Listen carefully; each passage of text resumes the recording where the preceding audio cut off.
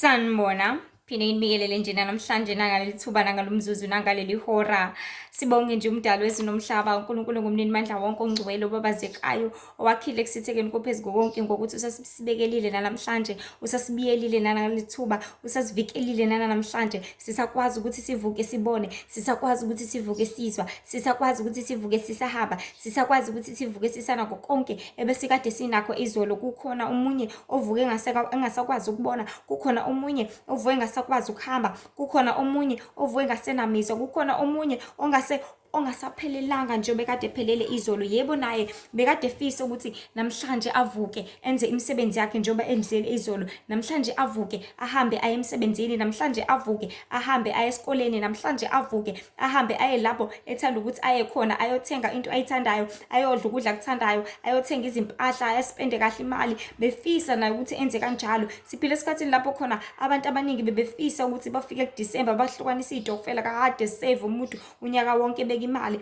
ebekela ukuthi ngelinye ilanga makufika uDisemba bese ngiyakwazi ukuthi nami ngispoile iy'ngane zami, nami ngikwazi ukuthi ngibe right. Kodwa wathi ufika uDisemba wafika esengasekho yena, imali yakhe yanqwamba kanjalo, imali yakhe yathathwa umndeni wakhe or yathathwa nombani ngaleso sikhathi nangaleyo ndlela. So bantu bakaNkulunkulu, sihlezi sifise singabantu, sihlezi silangazelela ngaso sonke isikhathi izinto eziningi ezinkulu futhi, kodwa kuhambe kufike lapho khona kuqaqeke konke ebesikade sikubophele ukuthi finyelele isuku lapho sithanda ukuthi lifinyelele khona, ebese-ke njalo bese siyalahleka ngaleyo ndlela, nangendlela esenza ngayo, nangendlela esuke sesiphelele ngayo isikhathi. Ngoba singabantu into ekumele sihlezi siyazi siqonde ukuthi lapha emhlabeni awusazi isikhathi onaso, awusazi isikhathi ukuthi siyokufica nini, awazi umzuzu lapho khona uyolala ngomqolo ungaphinde uvuke, awazi ukuthi kuyokwenzeka ini, kanjani, nini, kephi, ngayiphi futhi indlela.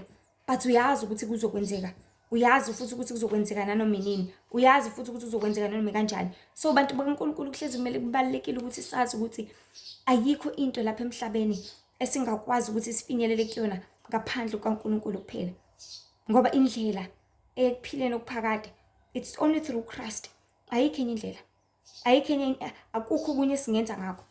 So ngifisa nje ukuthi ngidlulise umyalezo mfishane, especially izithunywa zikaNkulunkulu, because izintshumayelo esidlulisana zona imiyalezo kakhulu igxile kubantu abayizithunywa nezisebenzi zikaNkulunkulu, bonke ababiziwe ngecebo likaNkulunkulu, u-Israyeli osisabalele ogcwele umhlaba wonke, bonke abalangazelela ukwenza intando kaNkulunkulu, bonke abalangazelela ubungcwele, abalangazelela ukuphila, abalangazelela ikazimu laNkulunkulu, abalangazelela ikusasa leli umdali wezulu nomhlaba alethembisile athi isasa lethu elizobe ligcwele konke ubisi nezinyosi, lizobe ligcwele ama-fruits nama-veggies, zonke izinto ezibalulekile ezisemqoka esizidingayo nesizilangazelelayo thina singabantu. Ngoba akekho ongakufisi ukuphila, akekho ongakulangazeleli, akekho ongakuthandi, kodwa singabantu sizohlezi silahleka silutheka ngaleyo ndlela.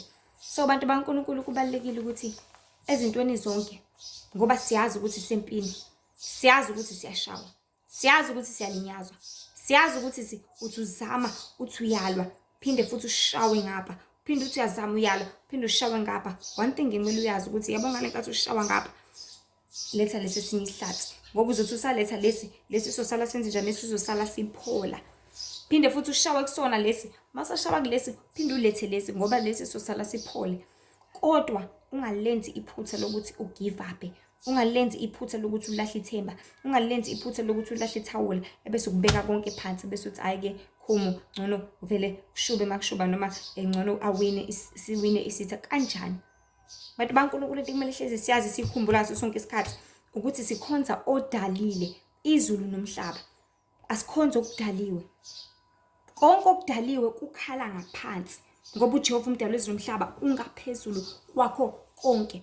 uJehova umdali wezulu nomhlaba ufanelekile udumo, ufanelekile ukubatshazwa, ufanelekile ukubonga, ungumnini mandla wonke. Ngifisa siqonde si-understand le ndaba mangithi ungumnini mandla wonke, ukuthi akukho angakwazi ukukwenza, akukho angakwazi ukufinyelela kona, akukho angakwazi esengqondweni zethu, akukho angakwazi okusenhlizweni zethu, akukho angakwazi sikulangazelelayo, akukho angakwazi sikudingayo, akukho angakwazi esinqanelayo nesikufisayo ngaso sonke isikhathi.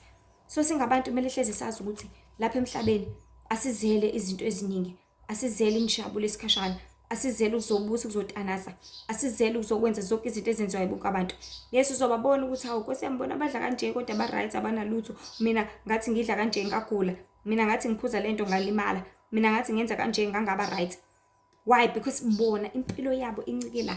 And wonke umuntu lapha emhlabeni uyazazi ukuthi unaliphi ithemba, uyazazi ukuthi uphila ngani, uyazazi ukuthi uphila ngobani, uyazazi ukuthi ukholelwa kuphi.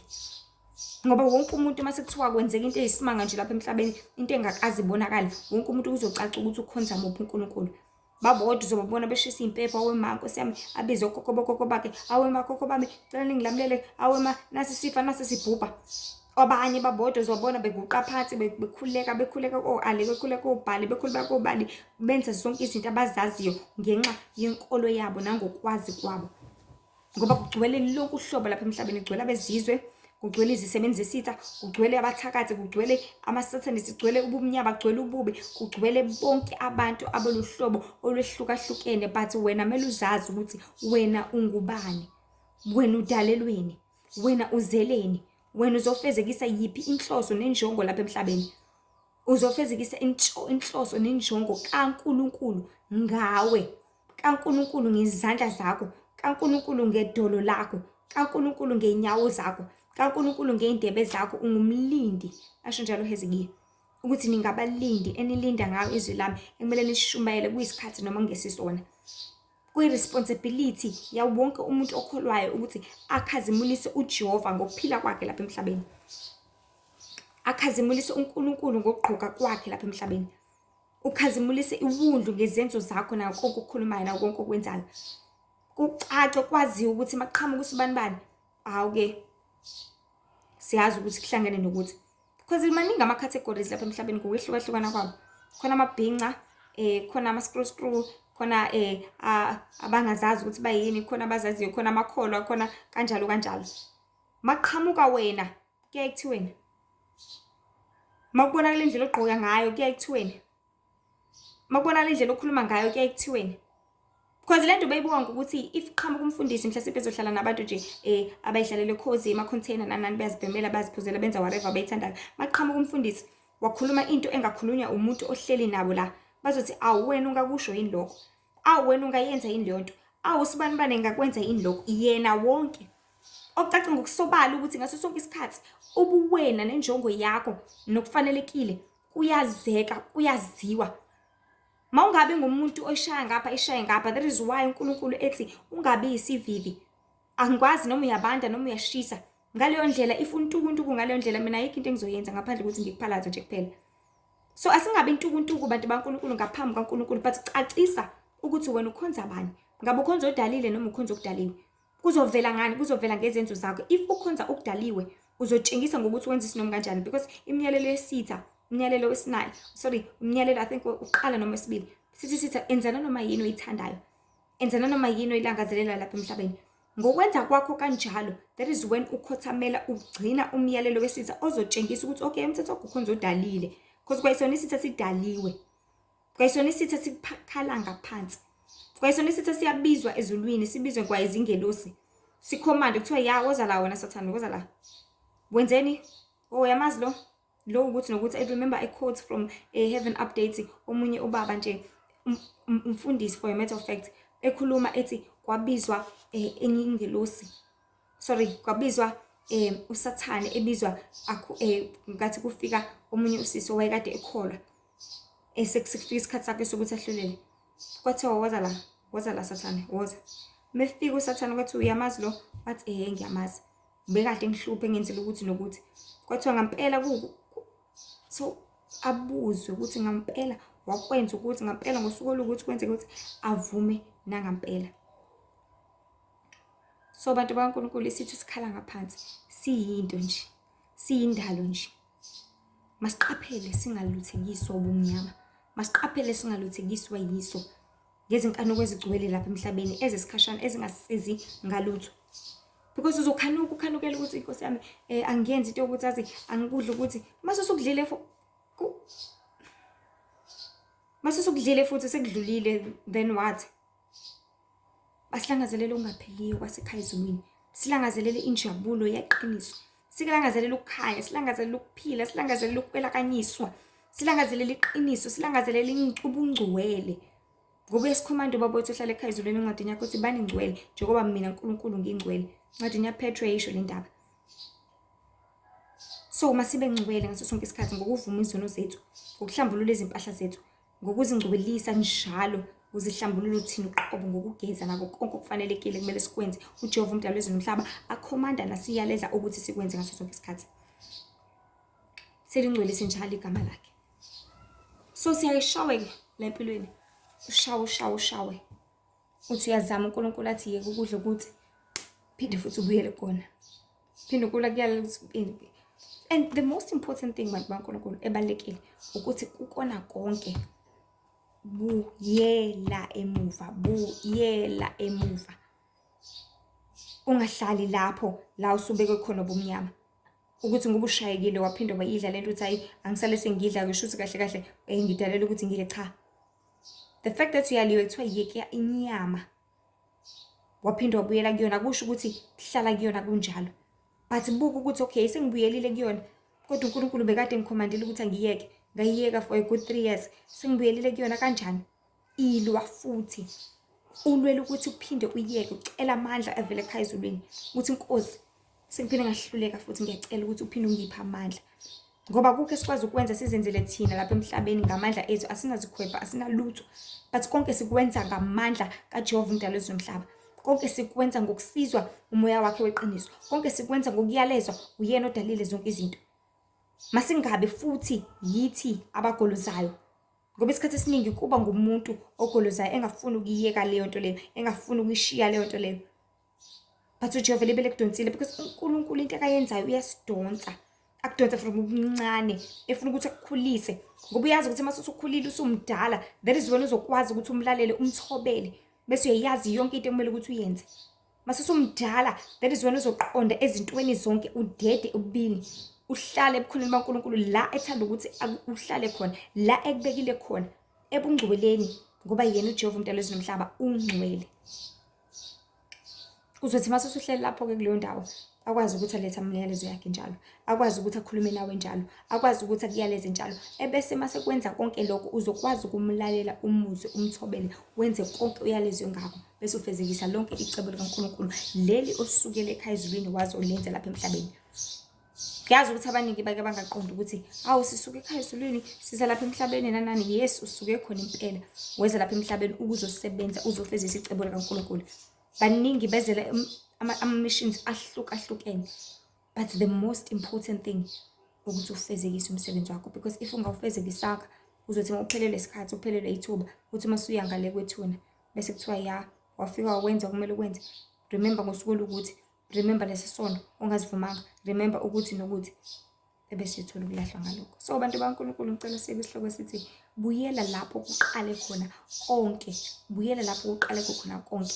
Singabantu siyakishawe, silinyazwe, siwiswe, especially angikhulumi ngeflesh, ngikhuluma ngespiritual wakho, ngikhuluma ngowena lo ngaphakathi. Uyakushawe uzophelelwe uthando lokukhuleka, uphelelwe uthando lokuvangela, uphelelwe uthando lokunxusela abantu, uphelelwe uthando lokushumayela, uphelelwe uthando lokuprofetha, uphelelwe uthando lokwenza yonke into kaNkulunkulu. Kusho ukuthini lokho? Kusho ukuthi mase likuphelelile uthando bese wenze njani bese ubuyele emuva? Kusho ukuthi mase likuphelelile uthando ukuthi ngishumayele ngivangele ukuthi hayi vela yeke indaba yami ngcono ngibuyele empilweni yami. Because uNkulunkulu ngaqhankathe kudokotha bekunyubula ekunyubulela ukuthi ufinyelele la athanda ukuthi uhlale khona ebungcweleni bakhe. Uthi mase ususebungcweleni bakhe ebese wenza umsebenzi wakhe. Yebo ke uzothi mase usemngcweleni ebese uhlaselwa higher level, because the more ukhula enkosini the more ukuhlaselwa kwakho kwanda, the more ukuthunyelwa amadimoni amakhulu kunalawo, the more ukuthunyelwa imimoya epowerful kakhulu kunaleyo. So the more ukhula uba ku certain level, ku certain stage lapho khona ususesicongweni lapha ngaphezulu kuzothunyelwa idimoni elilingene nawe elifanele wena elizokwazi ukuthi likuluthekise, likushaye, likuhlebele, likwenze yonke, because njengamanje ekukhuleni kwakho indaba isukisile la isisengqondweni yakho, indaba isuke isila, isuke isisekhanda lakho, indaba isuke isila, isuke isey'ndlebeni zakho. Vele usulungile emzimbeni, vele usulungile kwi-diet, vele usulungile ezintweni zonke. Manje isisengqondweni yakho-ke manje ukuthi ulalela bani, ngabe ulalela odalile noma ulalela okudaliwe. That is when imimoya izama ngokusemandleni ukuthi ithumele amadimoni azosebenza ekuthenini alwe nengqondo yakho ukukuluthekisa bese enza njani ekubuyisela emuva. So ngalo myalezo uJehova umdali wezomhlaba into afisa siyazi siqonde nokuthi ngifundise namhlanje ukuthi ngokuthi selifinyeleleke leli dimoni selakuluthekisa lakulahlekisa wabuyela emuva, awungahlali phela lapho. Ulwela ukuthi ubuyele ushone phambili because uyibonile ijeni, ubonile ukuthi sihambelana la nala, ubonile ukuthi ususwelana la nala, ungasabuyele emuva. Konke osusekona ungabuyeli kukhona. Lwela ukuthi ngoba uyabona ukuthi hayibo sengiqala phansi sengenza into ekade engamele ngiyenze, sengiqala phansi sengenza lokho ongafanele ngabe ngiyakwenza. Qala amaphansi ke futhi unxuse kuNkulunkulu ngokubuyela emuva kwijeni yakho. Mase ubona ukuthi usushawe kakhulu kwaze kwafika to a level la khona engazuthi usulala phansi mbana ke manje into ekumele uyenze ukuthi ubuyele back to square one lapho kwaqala khona konke. Kwaqala lapho uJehova kubiza. Wakubiza ukephi? Wenza njani? First thing wayenza ngenkathi kubiza. First thing wayenza ngenkathi kulanda. First thing wayenza ngenkathi ekulangazelela. Did you fast? Wazila ukudla? Phinda futhi uzile. Wakhuleka mhlasimpe 7 days uhlele entabeni? Phinda futhi wenze the same thing. Wohlele nabazalwane nikhuleka ninxusa? Phinda futhi wenze the same thing. Wenza njani konke owakwenza? Phinda ubuyele kukhona back to square one. Ukushawa kwakho kungakunikeza intuba yokuthi ubuyele back ezonweni bese uyakwamukela konke, bese uyakuthatha ukuthande, bese kuhlala kuwe uqale phansi ube loya muntu omdala.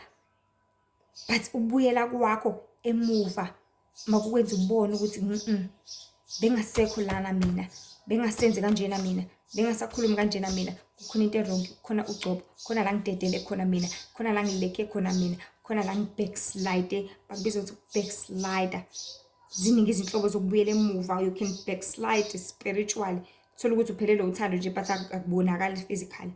Abantu bakubonisa wena, bakubonisa wenza into ngendlela ofanelekile, but wena uyazizwa ukuthi sekukhona umehluko njengamanje, sekukhona into engekho right njengamanje, sengibuyele emuva, sengiqhelile. Ngoba ziningi izindlela zokubuyela emuva, zokubackslide nani. Bese kuba backslider ke bese usuqala ke manje usushintsha ke nendlela yakho. Bekade ugqoka ngendlela efanelekile usiyaqala ubuyele emuva futhi awungeke phela kuyashisa. Ngeke ngikwazi ngagqoki mina. Isiketi sami esifishane. Kade uNkulunkulu esekulondoloze wakulondolozwa wakufaka eziketini ezinde nawe wayenjoya wayithanda nani uhamba nejeni noNkulunkulu. Kanti sithi sabona ukuthi lo usengaphezulu kakhulu ngeke lo sesijwayela kabi kuthatha sakubuyela kubuyisela phansi back to square one. Because ubuthakathi buhlalele abanjalo, buhlalele abangcwele, buhlalele abenza intando kaNkulunkulu, buhlalele abathanda nabalangazelela okukaNkulunkulu. Ukuphi wena? Wenzani wena? Phila iphiphilo. So ngale study uNkulunkulu bengithi kuzoba i-message but i-study into ebalekile kwizithunywa zoNkulunkulu kumele uyazi, and it's something izinto esibhekana nazo siyibonayo each and every time, each and every day uNkulunkulu asidlulisa kusona. Okubalekile ukuthi kufinyelele nakuwe lonke ulwazi, kufinyelele nakuwe lonke iqiniso elizoba usizo kuwe ngaso sonke isikhathi, elizokulekelela kwijeni yakho nasekukhuleni kwakho enkosini. So empilweni singabantu sishawa kakhulu ngokulibala, sishawa kakhulu ngokuhamba ngokugijima kwesikhathi, okwenza zibe ningi izinto engqondweni, futhi sazi ukuthi ngobuningi bazo ilapho kuvela khona ukudideka, ilapho kuvela khona ukwesaba, ilapho kuvela khona ukulahleka kanye nokulibala. The more izinto zipile up zibe ningi, ila susaba khona, ila sudideka khona, ila sulahleka khona, okuyikona okuyinkinga. Nempela kuyiqiniso ukuthi abantu baNkulunkulu njengoba izinto zanda kangaka emhlabeni, kwanda kakhulu ezinkohliso, kwanda kakhulu amanga, kwanda kakhulu ongelona iqiniso, kwanda kakhulu okuzokulahlekisa, kwanda kakhulu okuzokuluthekisa, kwanda kakhulu ongafanelekile, kwanda kakhulu ububi. kwanda kakhulu igebengu ezizibiza ngabafundisi, kwanda kakhulu izigebengu ezizibiza ngabaprofethi, kwanda kakhulu izigebengu ezizibiza ngabathandazi. Okwenza iqiniso nabeqiniso noma sebefika noma sebevela ngenxa yokuthi sekwande amanga, nabo bathathwe njengabantu abanamanga, kanti cha, akunjalo. So bantu baNkulunkulu, kubalulekile, kusemqoka ukuthi ezintweni zonke sazi ukuthi nanoma kuthiwa kwanda izinto ezinkulu eziningi kangakanani, uJehova akakashintsha, akakaguquki, usamile njalo engunaphakade. Elakhe iqiniso lisayiqiniso lakhe. Ungebi kusawungebi, ungaqamba amanga kusawungaqamba amanga, umona kusawumona, imfebo kusayimfebo, uphuzo kusawuphuzo, konke kusenjalo. So singabantu kumele sihlezi njalo siqaphela ezintweni zonke, siqaphela ukona konke, ngoba uJehova umdali wezulu nomhlaba usasithandile, usasibekele, usasenzele umusa futhi ngaphezu komusa ngaso sonke isikhathi. So kuzokwanda vele konke. And okwandeni kwazo zonke izinto, yazi abantu abaningi into abake bayisho engiye ngayithandi, bake bathi kanti uNkulunkulu uyekelani ukuthi bonke labantu babuse, yena uNkulunkulu uyekelani ukuthi zonke lezi zinto zenzeke, yena uNkulunkulu uyekelani ukuthi kugcwele abafundisi bamanga, uyekelani ukuthi kube khona abaprofethi bamanga, uyekelani emhlabeni wakhe ukuthi uSathane asenze kanjena, umyekelani yena, kanti uNkulunkulu akambulala ingane, kanti uNkulunkulu kanti uNkulunkulu this, kanti uNkulunkulu that. Hello, umhlaba kaJehova lo nokugcwala kwawo. OkaNkulunkulu yena waziyo ukuthi ufakani akhiphe ini, uyena waziyo ukuthi ubekezelela bani angabekezeleli bani. uJehova uyakubona konke okukhona, ekubona konke okukhona uyakutshela ukuthi cha, wena ungakuthathi lokho, because uyazi ukuthi lokho kuyakulimaza. Ekubona konke okukhona uyakutshela ukuthi wena ungahambi kuleya ndlela, ngoba uyazi ukuthi leya ndlela izokulimaza. Akuyona yonke into lapha emhlabeni ekumele manje besimanga, kumele kuvikele wena onegunya lokuzivikela, wena okufanelekile uthi yebo noma uthi cha, because everything lapha emhlabeni ikhona, everything lapha emhlabeni iyaphila, everything lapha emhlabeni yenza umathanda. Sonke sibekiwe la sisenkundleni, kuyaliwa kwi-war. uNkulunkulu kodwa usibekezelele sonke ngoba usithanda sonke. Ukhulume iqiniso, usithanda sonke. Yabo mase kuthiwa ukasho njalo nje umpriest enkonzweni akathi, yabo mase kuthiwa emhlabeni bonke abantu bayakhothama. Mhlawumbe nje ngalesikhathi nje kumhla ka-31 ngo-12 ebusuku abantu bathi happy happy, bavele bonke abantu bathi ungcwele. Bonke umuntu odaliwe lonke uhlobo lwento lithi nje ungcwele babazi uJehova. Ngavela umhlaba ugoqo semthami, kudile noSathane, kudile namadimoni, kudile nawo konke okubi kuphele.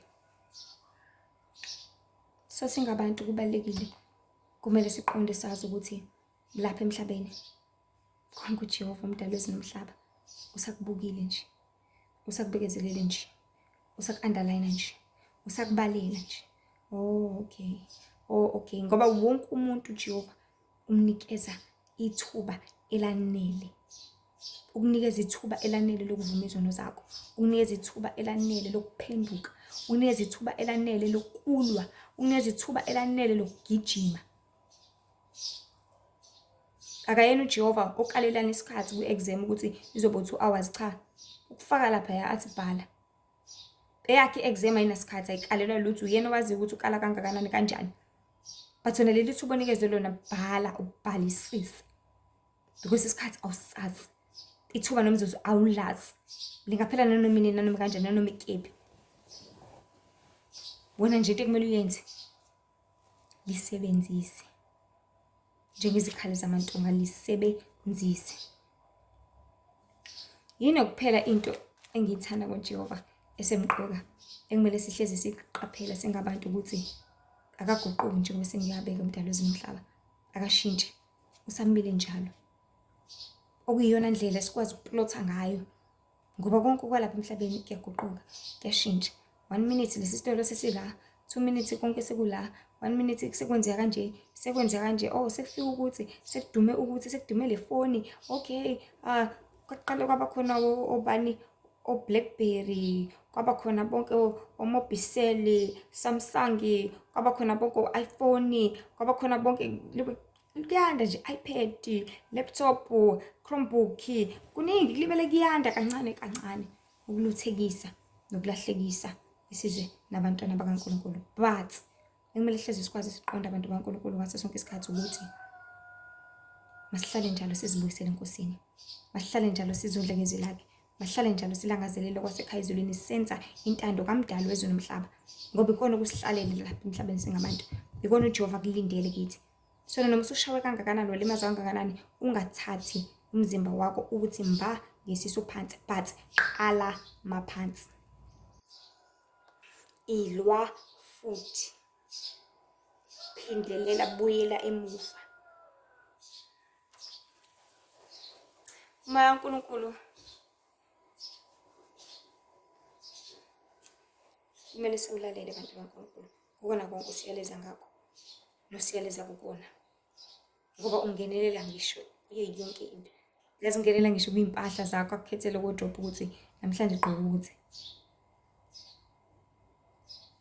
namhlanje hlambulula ikhaya, namhlanje muva, namhlanje ni-spring cleaning, namhlanje enze 1 2 3.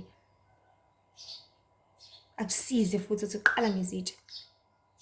Qala ngokuthi, qala ngokukha amanzi, qala ngokushanela, qala ngokuwasha ngoba izulu lizonetha njengamanje. Qala ngokwenza ukuthi ungahambi ungayithuleli izwi iy'ngubo zakho. Ukukhumbuzisa yonke into, ngisho ukuthi ukhiwe ubekephi umoya kaNkulunkulu mosuhleli nawe ukuhamba ejeni nendima ende ekukusizeni nasekukuyalezeni ngazo zonke izinto. Kuyibona nobuhlakani nje obukhipha imiphumela emihle ethokozisayo. Uzozibuze na ukuthi yibo, yenza kanjani yonke lento mina? Kwenzeka kanjani ukuthi kube kanje? Kwenzeka kanjani ngempela? Ngobuhlakani nangokuqondisa uJehova umdali wezwe nomhlaba ezintweni zonke, ngoba uJehova uyasithanda. Uyasibekela, uyasibekezelela, uyasilangazelela, uyafisa ukuthi sihlale ebukhoneni bakhe ngaso sonke isikhathi. Uyafisa ukuthi sibe ngabantwana laba athokozile ngabo, sibe ngabantwana laba abenza intando yakhe, sibe ngabantwana laba abamthobelayo bemkhothamela ngaso sonke isikhathi.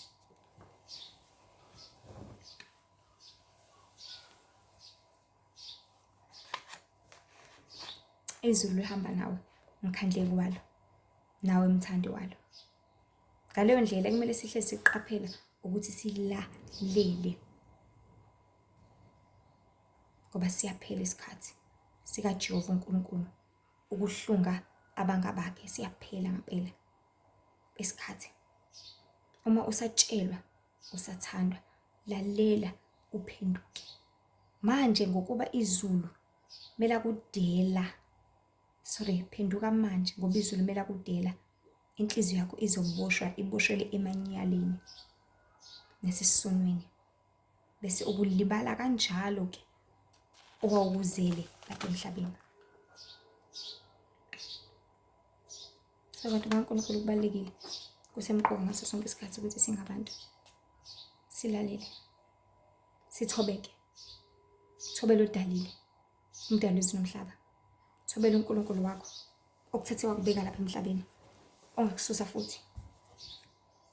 Fezekise inhloso yakhe ngawe, fezekise injongo yakhe ngawe, fezekise konke akuyaleza ngakho, fezekise konke adinga ukuthi ukufezekise njengomntwana wakhe, njengesithunywa sakhe, njengendalo yakhe, njengobumba lakhe azibumbele bona ekubumba wena sithandwa sakhe.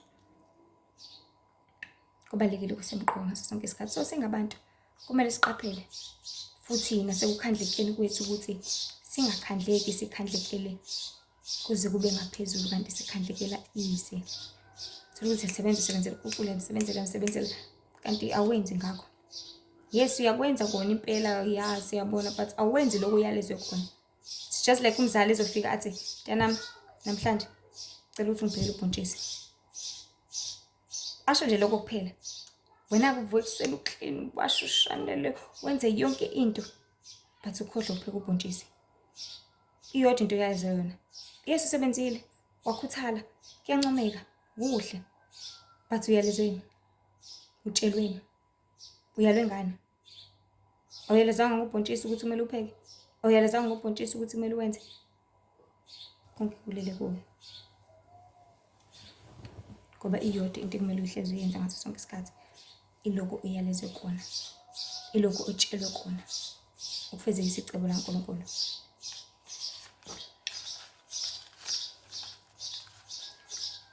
bese utholala usungasenawo amandla ukuthi ukwenze lokhu kumele ukuthi ukwenze.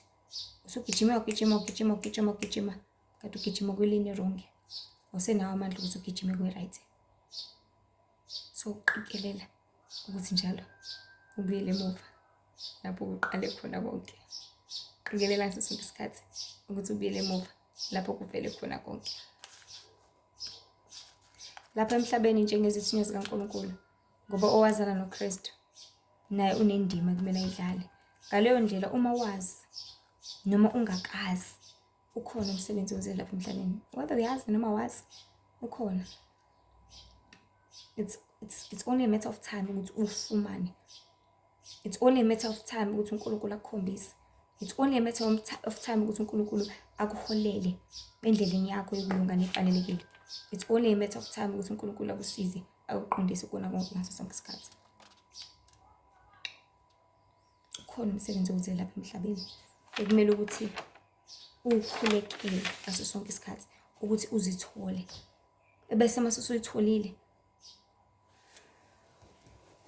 bese yakwenza konke uJehova uMdali nomhlaba kuyalenza ngakho ukuthi ukwenze. Ngoba indaba enjalo phela sihlalele lokho singabantu kaNkulunkulu. Fanele ufezekise icebo likaNkulunkulu ngawe usaphila. Ngoba abantu bakaNkulunkulu isikhathi sincinyane kakhulu futhi sesifinyeziwe kakhulu kunakuqala. Njengamanje qaphela ungazimosheli isikhathi ngeze. Njengamanje qaphela ungazimosheli isikhathi ngeze. Kuningi ukukhona lapha emhlabeni, kuningi okusazoba khona, kuningi okuzayo. But konke kuyizeleze. Konke akusho lutho. Okubalekile kumele sikwazi thina sekugcina ukuthi silangazelele umbuso wezulu. Silangazelele ikhaya elethu lasenkosini. Esho njalo incwadi nje yabaseKorinte besibili chapter 5 ukuthi ngalokho umphefumulo wami ububula, ngiyabubula ngikaphakathi ngoba ngisindwa ngila emzimbeni. Ngilangazelela ukwelakanyiswa ngoba ngilangazelela ikhaya elisenkosini, ikhaya elisezulwini. So bantu baNkulunkulu masilangazelele konke kwasenkosini. uKristu has prepared okukhulu kunalokho. Uprepare amafruit amahala kunalawo emele siwathenge iqala angekho mnandi. Uprepare etafuleni ubisi oluhle olumnandi kunalolo lapha emhlabeni singazi ukuthi lifakwe labanani seliprocess yokwenziwa zonke izinto. uKristu uprepares zonke izinto ezinhle masiphile impilo embonisayo ukuthi silangazelela kangakanani. Masidele konke esesikuthanda sikushaya indiva ukuze sazane naye sihlale ebukhoneni bakhe senze intando yakhe. Masibuyele enkosini ngokugcina imiyalelo yakhe, ngokwenza intando yakhe, ngokuphiliswa nguye, ngokusindiswa nguye, ngokuhlengwa nguye, ngokulondolozwa nguye nangokuthanda inkosi uMdali nomhlaba. Ekumele siqikelele abantu baNkulunkulu njengoba sibeke isihloko sethu ukuthi buyela emuva, ukuthi masibuyele njalo lapho kwaqala khona.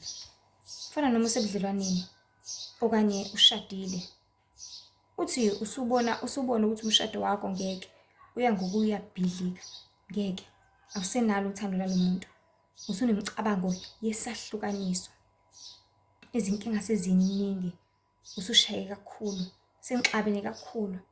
Kumele ukwenze nje ukuthi ukhumbule ukuthi naqalaphi, nahlanganaphi, nahlangana kanjani, nahlangana ngasiphi isimo, nahlangana kwenzakalani, wamthandelani kuqala, wamkhethelani kuqala, why wakhetha yena ukudlula bonke abantu besifazane abagcwele abahleka ngaka emhlabeni, why wakhetha yena ukudlula bonke abantu besilisa abanemali kangcono kunaye, abangconywana kunaye mhlasimbe ngokubukeka futhi abanephimbo elingcono kunaye, abanomuzi okahle, abanengqondo ekhaliphile kangcono kunale ndoda. But ubuyisele lo mqondo ukuthi ngeke, namanje ngisakhetha yena, namanje ngisathanda yena, namanje ngisafuna yena. Kumele siqikelele ukuthi sibuyele emuva abantu baNkulunkulu. Umshado wakho usunyakazisiwe, wahlokonyisiswa, washoniswa le nale. But namhlanje buyela ekuthenini ngangithethelani yena. Ususiwe enkolweni washawa, washayeka. Wakhohlwa ukuthi why wakhetha uJesu. Wakhohlwa ukuthi why wasindiswa. Wakhohlwa ukuthi why wabhabhatiswa. Wakhohlwa izifungo wazifunga enkosini ukuthi ngizokukhonza mihla yonke yokuphila kwami. Ukuthi ngizokuthanda njalo ngenhliziyo yami yonke, ngengqondo yami yonke, ngamandla ami onke, ngomphefumulo wami wonke, ngesikhathi sami sonke. Usukulibele konke lokho. Usukushaya indiva, wakushendezela konke lokho. Wasuka ebukhoneni baNkulunkulu. Wasuka ebungcweleni bakhe. Wahamba ngezinkanuko zakho. Wahamba ngokuthanda kwakho. Wahamba ngezifiso zakho. Wakushiya konke, wakushaya indiva. Wakulahla ngaleyo ndlela. So sekuyisikhathi manje sokuthi wenze njani, sokuthi ubuyele emuva. Sokuthi uqale phansi ukukhumbule ukuthi konke ngangikhethelani. Yes, ngathi ngizoya endlini yakhe yokukhonza mihla yonke ukuphila kwami, ngizogcina isuku leSabatha ngilungcwelise. Kodwa sekudlulile amaSabatha ngingayanga. Sekudlulile konke, ngangaba nandaba futhi. Sengiqambile amanga. Ngangithe ngizogcina imithetho yakho ukuthi ngangiqamba amanga. Ngangithe ngizogcina imithetho wakho ukuthi ngingebi, sengebile kodwa. Ngangithe ngizogcina umthetho wakho ukuthi ngingaphingi, sengiphingile. Ngoba kwakona ukuthi singathembi uJehova, senze umathanda. Kusawuphinga kwakona lokho. Ukuthi ungathembi ubudala wezulu nomhlaba, wenze lokhu ucabangayo, wenze lokhu ukukhandlekelayo, wenze lokhu ukufisayo. Kusawuphinga nakhona futhi lokho. So bantu bakaNkulunkulu, asibuyele nemuva. Asibuyele ekuthenini ubani samkhethelani uKristu wasekuqaleni. Because wamkhetha wazi, wamkhetha umbona, wamkhetha ngokuthanda, futhi ngokuthanda kwakho. Kunge ngokuthanda komuntu, kunge ngokuthanda kwakho.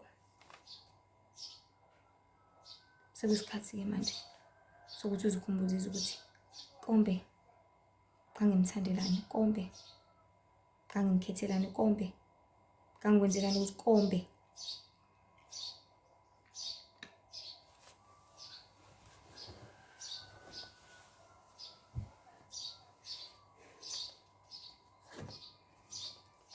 Fana nabantu abasebudlelwaneni, ubuyise umqondo wakho ngesikhathi niseshelana. Ubuyise umqondo wakho ngezikhathi ezimnandi nengcebeleka. Nesikhathini kwisimo lesi phecelezi sibiza ukuthi i-honeymoon phase. Hamba uyobheka lezo zithombe. Hamba uyobuka lelo bhuku lomshado. Khona uzokhumbula ngosuku owenza ngalo izifungo. Isifungo sokuthi sofa silahlane. Ubheke konke okuhle esenenzelane kona nobabili. Ngaleyo ndlela uzokhumbula ukuthi ukhethelani yena kusiqaleni. Akukho nokuncane okuhlukile enkolweni ngaphandle kokuthi ubuke, ukhumbule lapho uKristu ekususe khona. Wahamba nawe lapho ekuhlenge khona ezonweni ezihlukahlukene ebezikungcolisile futhi ebezizokubulala. Wakuhlambulula, wakucwecisisa, wakususa ezweni, wakushiyisa uqamba amanga, wakususa ezweni, wakushiyisa ukuntshontsha, wakususa ezweni, wakushiyisa ukufeba, wakususa ezweni, wakushiyisa ukugqoka izinto ezimnyama, wakususa ezweni, wakushiyisa ukugqoka izinto ezimfishane, wakususa ezweni, wakushiyisa ukuthanda izinto, wakususa ezweni, wakushiyisa ukuthanda imali, wakususa ezweni, wakushiyisa ukuthanda yonke into embi engcolile eyinkohliso lapha emhlabeni. Wakususa ezweni, wakushiyisa bonke ububi nobumnyama. Wakususa ezweni, wakushiyisa, wakucwecwa enzela ukuthi ube njani, ube ngcwele. Ngoba kubalulekile ukuthi ube ngcwele. Azezweni lakhe bangcwelise ngeqiniso. Izwi lakho liyiqiniso. Ngempela kunjalo. Izwi lakhe liyiqiniso. Elingaguquki elimile njalo engunaphakade. So uma sezikunetha, usulingwa, usuhlasela, usushawa ngoba uNkulunkulu unobufakazi. Kumele nje ubuyele emuva ukhumbule ukuthi wafungani, wathini, wathembisana enkosini. Ngoba lokho ukukhiphile ngomlomo wakho uyakugcina ukwenze njengokwethembisa kwakho. Uma kungenjalo, ayikho into umdali wezulu nomhlaba angayenza. Uma ungasakwenzi ngaphandle kokuthi akudedele, uye lapho ufuna ukuya khona. Ngoba ubona ahlole inhliziyo yakho ukuthi ithanda bani. Ngisho wesilisa engamthanda kangakanani owesifazane, amsize kangakanani, amakhele umuzi, amshade, akuthathe khona uney'ngane eziwu-9 ezinobaba bahlukene, akuthathe khona unjalo, akucwengisise, uhlala lapha emkhukhwini kobani bani, akucwengisise, akuthengele imoto, akunikeze yonke into oyifunayo, adele eyakhe impilo eyidelela wena wesifazane. Owesifazane kodwa umefuna ukumshiya, mshiyele owasemkhukhwini engamshiya. Owesifazane ufuna ukuyishiya le ndoda asukele emhlanga aye emkhukhwini eMayville engamshiya. Ayikho into angayenza futhi wesilisa, uzokhala ayithulise. NoKristu njalo, akucacisise, akudonsisise, akusondeze kuye. Hambe wena futhi ubuyele emuva, usafuna laba abangcolile, usafuna labo abajwayele, usafuna leya nkohliso, usafuna la yamanga. Ayikho into azoyenza, uzokudedela, kulungile, kuthathe, uzokudedela, kulungile. Ngicaphule nje nobhala Enigma seke wayibeka le ndaba yokuthi uKristu uhlezi ekhala yazi ezulwini, ekhaliswa amakholwa amshiyayo. Ziconze ngampela izinyembezi, ekhaliswa amakholwa athi sewathandile, wawabekezelela, wawasusa ezonweni, wawenzela konke okuhle. Kepha wona vele amshiye ngazuthi awakaze amazi. Akhohlwe na izifungo nezethembiso abazenza bebhabhadiswa ngenxa yemimoya engcolile egcwele lapha emhlabeni, ebaluthekisayo abantwana babantu, ingena ngendlela elula engokuhamba ngenyama nje, njalo uthokozisa yona. Kudla kakhulu kuba isiqalo sakho konke, nokuyilalela bekuhlebela izinto ekuzoqhelisa enkosini. Sasiphithi kungakhuleki, noma ithi asikho isidingo sokuzila, okanye ithi noma ungangaya enkonzweni, kunani, ufundelani kade iBhayibheli? Hhayi, iBhayibheli labelungu Nkosi yami, ihlebele ukwangala kodwa. Ngaleyo ndlela bantu baNkulunkulu masiqaphele, ngoba iqala kancane, ilibele ikususa, igcine usuphumile bhonco ngokuphelele enkulunkulu. Ungukulahleka kwakho-ke lokho, ngoba usuke usudlalela entendeni yesandla sayo esingakubulala noma kunini. Ngaleyo ndlela abantu baNkulunkulu, nangalo myalezo uJehova Baba wethu ohlala ekhaya ezulwini athanda sikwazi siwuqonde namuhla ukuthi masibuyeleni lapho kwaqala khona. Ngaso sonke isikhathi sivuselele izifungo zethu enkosini. Ngaso sonke isikhathi emabandleni kuyadingeka ukuba kube khona nesikhathi sokuvuselela izifungo, sokuvuselela ukuthi wayengakhetha uKristu. Because akekho ongashawa, akekho ongalingwa, akekho ongaluthekiswa. But you need to remember, kwakwenze njani kwasekuqaleni ngizikhethele indlela, kwakwenze njani ngasekuqaleni ngizikhethe uNkulunkulu. Wonke umuntu uyalingwa, kwawumfundisi, kwabaprofethi, abaprofethikazi, ababhishobhi, bonke sihleli emhlabeni wesono, sisempini. Akekho ongaba sempini abese caca ukuthi uyawina nje kuphela, akaluzi. First round ungawina, second round uwina, third round ungaluza. Kuya ngokuthi abantu baqine kangakanani emkhulekweni. Okwesikhali esikhulu samaKristu ukuqina edolweni, okuyinto ebalulekile esemqoka uKristu aseleza ngayo uqina edolweni. Isona sikhali esikhulu leso ekufanelekile ukuthi sihlezi njalo sisigcine, sisibambisise ukuqina edolweni. So ngabe siqinile yini edolweni? Ngabe uhamba ngakho yini? Ngabe wenza ngakho yini?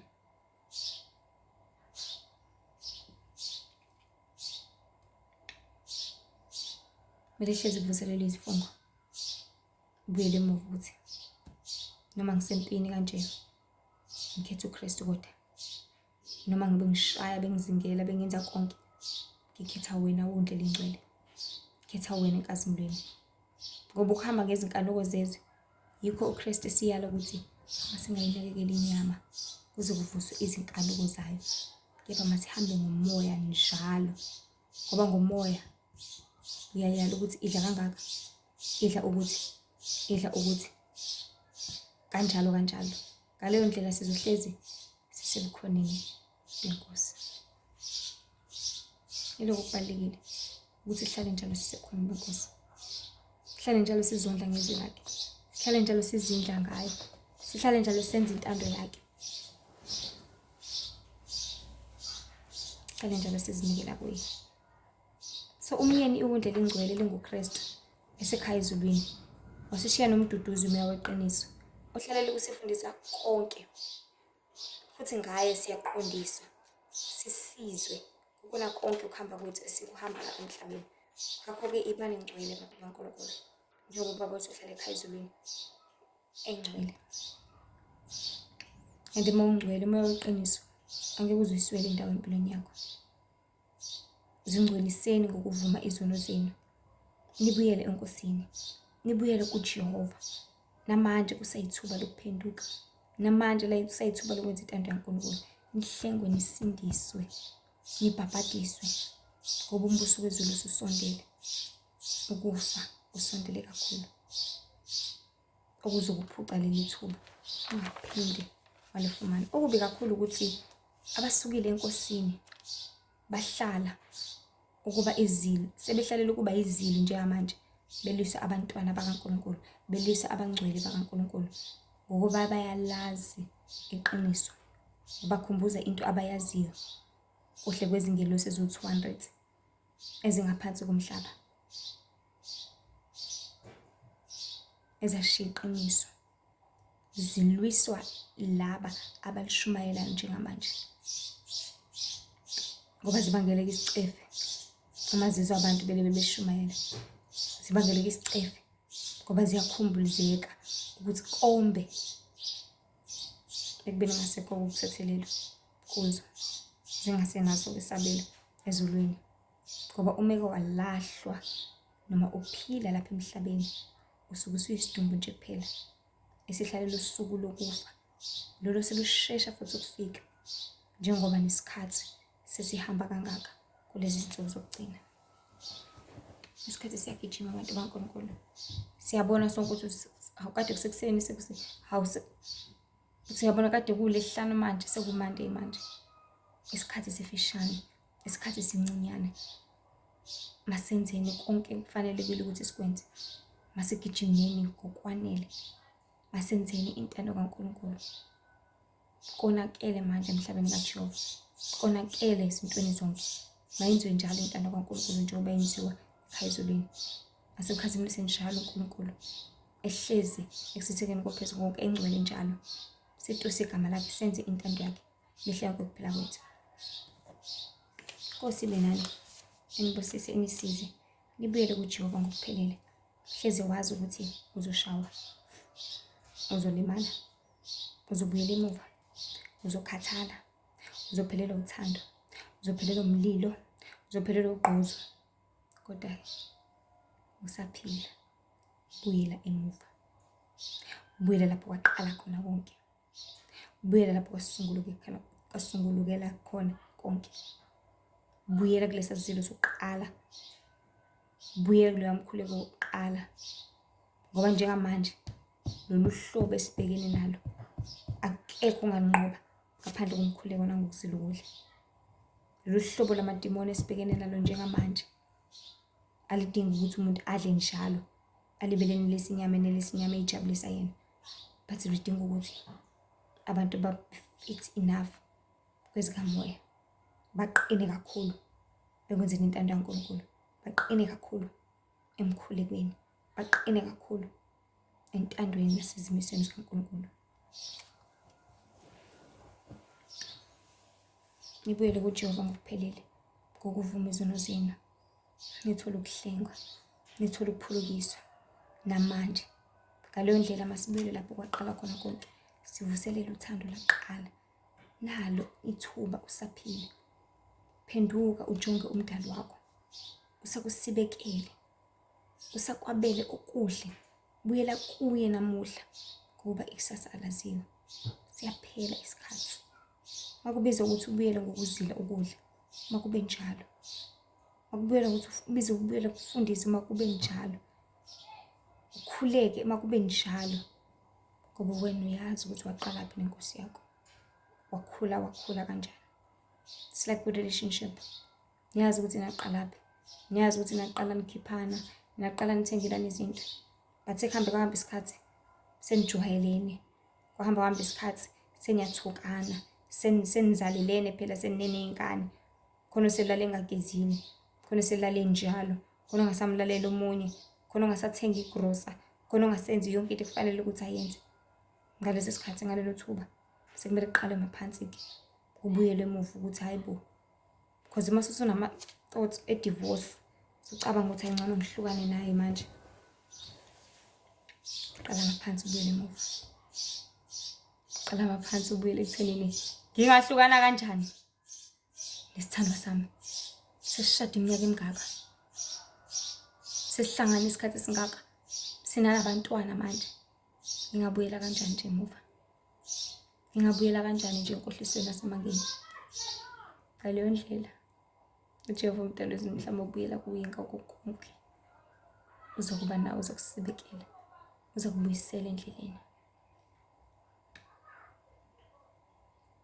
Buyele ekuthenini wakhula kanjani. Uma sekushintshile konke lokho, qala ngaphansi.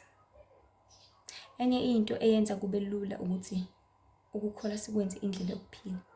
Uphile ngakho ukuze uma usubona unguquko nomehluko kube lula ukuthi uplothe ubone ukuthi sekuyonakala. Fana nasemndenini. If sihlala ndawonye, siyazi ukuthi siphila kanje, siyazi siphilisana ngale ndlela. Sihloniphana kanje, mhlawumbe sifonelana kathathu ngosuku uma omunye usemsebenzini nani. Kuyinto esiyijwayele leyo. Uma usubona ukuthi sekunomehluko manje. Bengifonela kathathu ngosuku. Usefona kanye, kuyonakala. Bengifonela kathathu ngosuku. Akasafoni inhlobo liphela usuku, kuyonakala. Qala ngaphansi. Ubuyele emuva. Try again. Zame futhi. Ngoba ngokwenza njalo sobe sisiza wena. Ngokwenza njalo sobe sibekela wena. Ubone ukuthi ngifana nendaba yesikhathi. Uma uzazi wena ukuthi isikhathi sihlezi usikhava emsebenzini, either ufika early noma ufika ngaso ngqo. Uma usuqala usufika late noma usufika nje ububona ukuthi mhlawumbe sengilala kakhulu, sekhona inkinga. Sekumele ube nani noguquko. Mawuthola ukuthi ngitshwala lokho noma ukudla lokungizelisayo noma into yokuthi kumele wenze njani, ushiye leyo nto leyo. Ulahle leyo nto leyo. Iyona ekulimazayo. Masuthola ukuthi ukudla kakhulu kumele ufune indlela yokushintsha ukuze ungaze uphelelwe umsebenzi. Ngoba ungakuphelela ngaphela umsebenzi. Caca ukuthi uphelile ngenxa yani? Ngenxa yento engelutho. Ngoba kwasemhlabeni konke kuyadlula. Yikho uKristu ethi masizibekelele ingcebo yethu ekhaya ezulwini lapho kungafiki khona nomuntu namasela engafohli khona ebe. Sathi noma sibeka la emhlabeni ingcebo yethu. Uthi hayi ngifuna ngokwasemhlabeni ufuna ukucebana nani? Azofika amasela azofohla ebe. Ufuna imali izophela at the end of the day. Ufuna indlu ingabhidlika kube nekhukhula. Ufuna ifoni, hawu Nkosi yami yalahleka leyo nto. Ufuna sofa ingqovu lento izodatshulwa izingane lezi abazukulu. Ufuna TV enkulu engaka ushawe izulu lento iphele. I'm not saying ukuthi izinto zalapha emhlabeni abantu bengekhandlekeni because bayayithanda vele anyways. But engikushoyo ukuthi ingcebo yethu sibekelele ekhaya ezulwini. La ngasitshontshe khona umuntu. La ngafohli khona sela. La ngalahleki lutho khona. But la konke kupheleliswa khona. So qaphela umuntu kaNkulunkulu. hlale ebukhoneni bukaNkulunkulu ngaso sonke isikhathi, uzondle ngezwi lakhe. Buyela emuva lapho kuqale khona konke. Buyela emuva lapho kuqale khona konke. Kuyokusiza lokho, kuyokusebenzela kakhulu. Nkosi nje benani, ngibusise kakhulu. Hlezi nazi ukuthi uNkulunkulu uyasizonda isono, uNkulunkulu uyabuthanda ubungcwele. Ulihle Ithemba lo wakwaMzobe. Kwezinye inkundla zokuxhumana nje khona uTikTok ulihle Ithemba, khona uFacebook ulihle Ithemba Mzobe, bese kuba khona uInstagram ulihle Ithemba Wendy with IE Mzobe. Nkosi nje benani, sacela ndlulisele nakwabanye bakwazi ukuthola ukusindisa nokuphulukisa ngelihle igama lenkosi uJesu manje ziphakade. Amen.